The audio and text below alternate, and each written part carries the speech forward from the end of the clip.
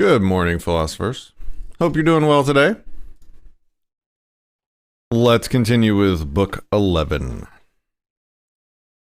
Number 9. As you move forward in the Logos, people will stand in your way. They can't keep you from doing what's healthy. Don't let them stop you from putting up with them either. Oh, I think we already read this one last time. Moving on. 10. The natural can never be inferior to the artificial.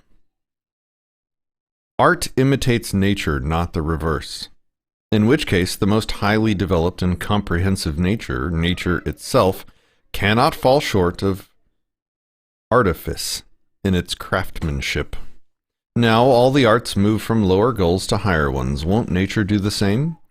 Hence justice, which is the source of all other virtues. For how could we do what justice requires if we are distracted by things that don't matter? If we are naive, gullible, inconstant? The natural can never be inferior to the artificial? Well, I mean, steel is superior to building materials in nature. Number 11. It's the pursuit of these things and your attempts to avoid them that leave you in such turmoil. And yet they aren't seeking you out, you are the one seeking them. Suspend judgment about them, and at once they will lie still, and you will be freed from fleeing and pursuing. Number 12. The soul as a sphere in equilibrium, not grasping at things beyond it or retreating inward, not fragmenting outward, not sinking back on itself, but ablaze with light and looking at the truth with and within, without and within. 13. Someone despises me. That's their problem. Mine, not to do or say anything despicable. Someone hates me. That's their problem. Mine, to be patient and cheerful with everyone, including them. Ready to show them their mistake. Not spitefully or to show off my own self-control, but in an honest, upright way. Like Phocion. Let's say it's pronounced Phocion. Like Phocion, if he wasn't just pretending. That's what we should be like inside, and never let the gods catch us feeling anger or resentment. As long as you do what's proper to your nature and accept what the world's nature has in store, as long as you work for others' good, by any and all means, what is there that can harm you? I like that. Someone despises me. That's their problem. My job is to not lose my shit. I like that. Meditations by Patrick. Stop losing your shit. Number 14. They flatter one another out of contempt, and their desire to rule one another makes them bow and scrape. 15. The despicable phoniness of people who say, quote, listen, I'm going to level with you here. Oh, I hate that saying, yeah. The despicable phoniness of people who say, listen, I'm going to level with you here. What does that mean? It shouldn't even need to be said. It should be obvious. Written in block letters on your forehead. It should be audible in your voice, visible in your eyes. Like a lover who looks into your face and takes in the whole story at a glance. A straightforward, honest person should be like someone who stinks. When you're in the same room with them, you know it. But false straightforwardness is like a knife in the back. This is a really good paragraph. I'm going to read it again, just because I wanna. Does it go on the next page? Yeah, it does. False friendship is the worst. Avoid it at all costs. Yeah. If you're honest and straightforward and mean well, it should show in your eyes. It should be unmistakable. This is really good. I'll start over. Number 15. The despicable phoniness. I'm not sure what that word is. I'll have to look it up. Of people who say, listen, I'm going to level with you here. What does that mean? It shouldn't even need to be said. It should be obvious, written in block letters on your forehead. Like, if somebody has to say, listen, I'm going to level with you here, they're basically saying, look, I'm going to make an exception to my normal to my normal course of action and behavior and actually be honest for a second. It's like, well, what does that mean? Did you just tell me that you're usually not, as a matter of course, leveling with me? Leveling with me is a special thing that you're going to do right now as opposed to a minute ago? Yes, it's good. It should be audible in your voice, visible in your eyes, like a lover who looks into your face and takes in the whole story at a glance. A straightforward, honest person should be like someone who stinks. When you're in the same room with him, you should know it. I love that. I want to stink with truth. But false straightforwardness is like a knife in the back. False friendship is the worst. Avoid it at all costs. If you're honest and straightforward and mean well, it should show in your eyes. It should be unmistakable. 16. To live a good life. We have the potential for it. We can learn to be indifferent to what makes no difference. This is how we learn, by looking at each thing, both the parts and the whole, keeping in mind that none of them can dictate how we perceive it. They don't impose themselves on us. They hover before us, unmoving. It is we who generate the judgments, inscribing them on ourselves. And we don't have to. We could leave the page blank, and if a mark slips through, erase it instantly. Remember how brief is the attentiveness required, and then our lives will end. And why is it so hard when things go against you? If it's imposed by nature, accept it gladly and stop fighting it, and if not, work out what your own nature requires, and aim at that, even if it brings you no glory. None of us is forbidden to pursue our own good. 17. Source and substance of each thing, what it changes into, and what it's like transformed, that nothing can harm it. 18. 1. My relationship to them, that we came into the world for the sake of one another, or from another point of view, I came into it to be their guardian, as the ram is of the flock and the bull of the herd. Start from this. If not atoms, then nature, directing everything. In that case, lower things for the sake of higher ones, and higher ones for one another. 2. What they're like eating, in bed, etc., how driven they are by their beliefs, how proud they are of what they do. 3. That if they're right to do this, then you have no right to complain, and if they aren't, then they do it involuntarily out of ignorance. I don't know why he ascribes, like, other people doing wrong to it, like it being involuntary. It's not their fault. They're not in control. But for himself, he's like, well, why can't you stop yourself from doing wrong stuff? He's holding himself to a much higher standard than other people. Because all souls are prevented from treating others as they deserve, just as they are kept from truth unwillingly, which is why they resent being called unjust or arrogant or greedy. Any suggestion that they aren't good neighbors. 4. These are like all under number 18. That you've made enough mistakes yourself. You're just like them. Even if there are some you've avoided, you have the potential. Even if cowardice has kept you from them, or fear of what people would say, or some equally bad reason. 5. That you don't know for sure it is a mistake. A lot of things are means to some other end. You have to know an awful lot before you can judge other people's actions with real understanding. 6.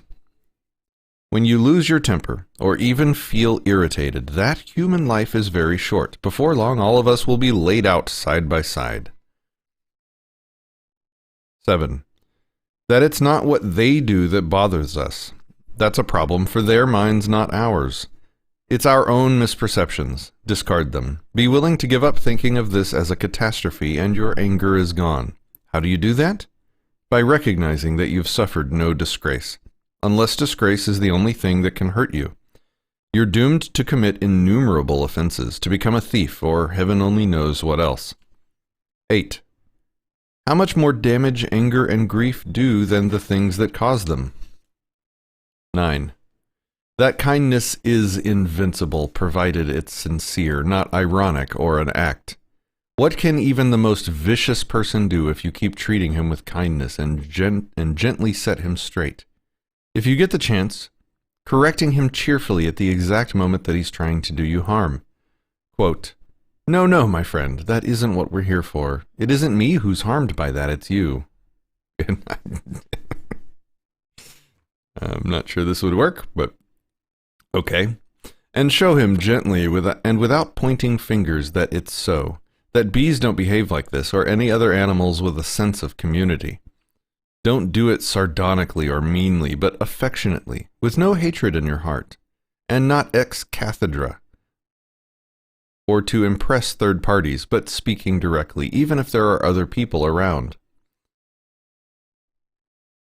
Keep these 9 points in mind like gifts from the 9 muses and start becoming a human being, now and for the rest of your life. And along with not getting angry at others, try not to pander either. Both are forms of selfishness. Both of them will do you harm. When you start to lose your temper, remember, there's nothing manly about rage. It's courtesy and kindness that define a human being and a man. That's who possesses strength and nerves and guts, not the angry whiners. To react like that brings you closer to impassivity, and so to strength. Pain is the opposite of strength, and so is anger. Both are things we suffer from and yield to. That is a really good paragraph. And one more thought from Apollo 10. That to expect bad people not to injure others is crazy. It's to ask the impossible. And to let them behave like that to other people, but expect them to exempt you is arrogant, the act of a tyrant. 19. 4 habits of thought to watch for, and erase from your mind when you catch them. Tell yourself, this thought is unnecessary. This one is destructive to the people around you. This wouldn't be what you really think. To say what you don't think, the definition of absurdity.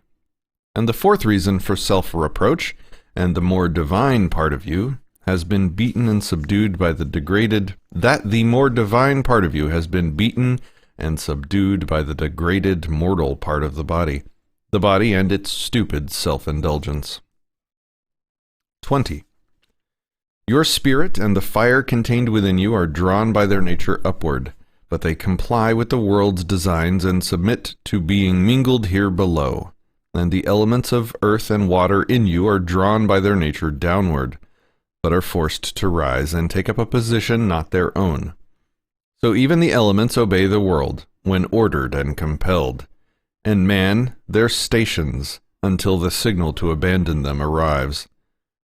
So why should your intellect be the only dissenter, the only one complaining about its posting? It's not as if anything is being forced on it, only what its own nature requires.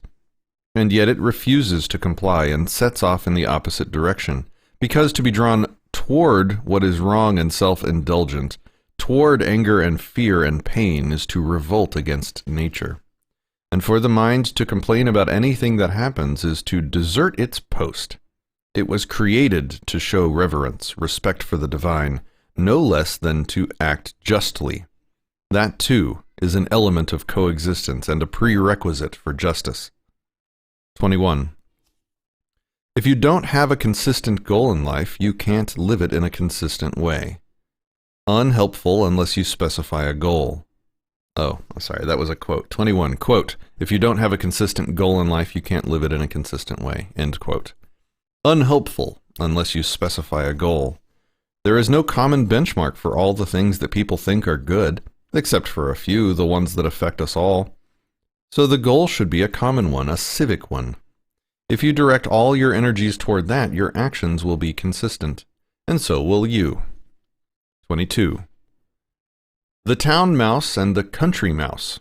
Distress and agitation of the town mouse. No idea what that meant. 23. Socrates used to call popular beliefs, quote, the monsters under the bed, only useful for frightening children with. Ooh, that's a good one. Socrates used to call popular beliefs, quote, the monsters under the bed, end quote, only useful for frightening children with. Number 24. At festivals, the Spartans put their guests' seats in the shade, but sat themselves down anywhere. 25. Socrates, declining Perdiccas's invitation, quote, so as to avoid dying 1,000 deaths, by accepting a favor he couldn't pay back. Oh, okay. Okay. 26. This advice from Epicurean writings, to think continually of one of the men of old who lived a virtuous life. All right. Pick that up tomorrow. Oh yeah, what I was thinking about today was kind of the same thing I was thinking about on Monday, just kind of said a different way. Nevertheless, it came to mind today, and I'm thinking about it again. Because I'm dealing with a lot of like repetitive problems that will not go away for a very long time in life. And so I was just thinking about them again because they're just constantly there nagging. And, you know, it's easy to get frustrated with the problems that don't go away or don't have resolutions. And I was just thinking about the thought from Monday, which was to love life is to love the fight to live. You don't get one without the other. Every day is a fight, and a lot of the fights are going to be against the same enemies, and that's part of life. And if we're going to love living, we have to recognize that the thing that we're loving includes those repetitive enemies that don't go away easily, and they stick around, and you have to fight them repeatedly. Everything from our own bad habits and damage in our own life to health problems, to cleaning our house.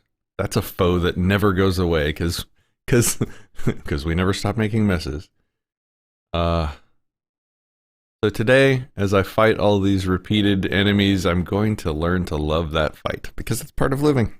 All right, guys, have a good day. I'll see you tomorrow.